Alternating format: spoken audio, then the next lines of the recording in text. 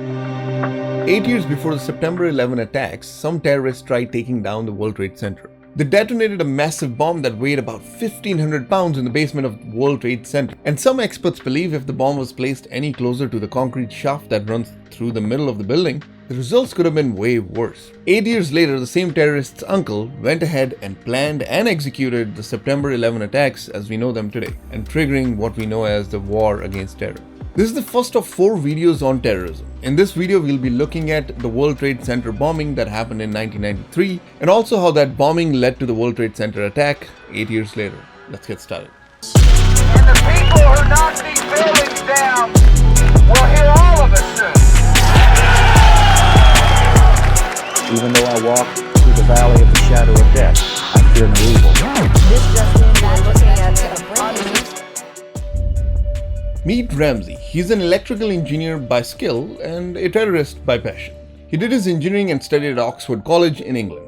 He's amongst those people who don't like the fact that America supports Israel, a country that has gone ahead and colonized Palestine, a Muslim-majority country. According to him, the vengeance and the revenge shall be taken against Americans for supporting Israel. It's very hard to pinpoint when he got radicalized and started blaming America. Once he was back from England, he started his training at various camps of Al-Qaeda within Afghanistan and Pakistan. He was training to be a master bomber, someone who can make bombs. By the year 1992, he was ready to carry out his first terror attack. So on the 1st of September the same year, he grabbed his fake Iraqi passport and got on a flight. In order to make sure that he wasn't apprehended by the border security forces, as soon as he lands in America, a human smoke screen was deployed by the name of Ajaj. They both boarded the flight and sat far from each other as if they didn't know each other whatsoever.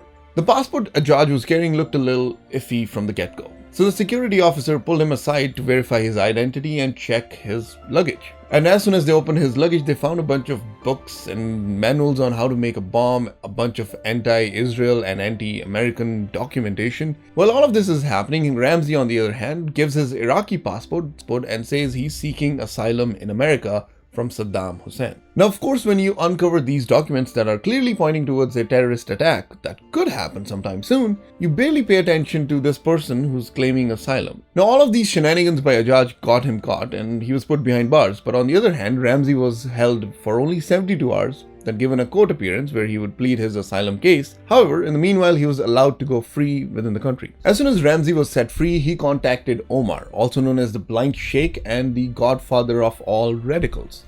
And it was Omar who connected Ramzi to Mohammed Salameh, another person who plays a key role in this bombing. Once Ramzi and Salameh were in contact, they started making all the arrangements. From renting a storage space to an apartment where the bombs would be assembled, to finalizing where the bomb would be detonated, killing a bunch of people. Both Ramzi and Salameh decided to go after World Trade Center. After all, it represented American wealth and strength. A few more radicals were brought on board to ensure proper execution of the plan. Over the next few weeks and months, they started assembling the chemicals needed and making the bomb. On 26th of February 1993, they loaded a 1,500-pound bomb into a rented van and drove it to World Trade Center's parking lot, which happens to be right beneath the building. Once everything was in place, they lit the fuse, which would give them approximately 12 minutes to run away so that they can survive the bomb explosion. The explosion was so big, it created a 100-foot wide crater exactly where the van was. The explosion went through 4 different sub-levels of concrete and literally exposed the steel structure that was keeping the building upright. The bomb had shut down the main power and the generator power serving the building. Basically, there was no emergency power that typically you would utilize in order to evacuate the building. As there is no emergency power, a whole bunch of people got stuck in a smoke-filled building. 6 people lost their lives to this explosion and about 1,000 others were injured, mostly during the evacuation process. As all of this is happening, the terrorists are already on the move.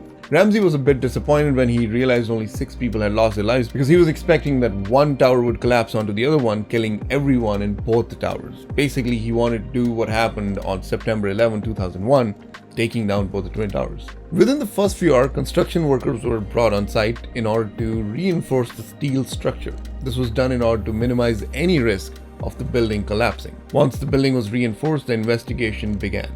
About 300 agents from various agencies were involved in this investigation. An agent found a vehicle identification number for the rental van, and that led them back to the rental place from where they were able to find Mohammed Salameh's contact information. From here on, the investigation was quite straightforward and they were able to apprehend a whole bunch of people who were involved in this bombing. However, the main mastermind, that is Ramzi, was already in Pakistan. In Pakistan, Ramzi and his uncle Khalid started planning other attacks on America.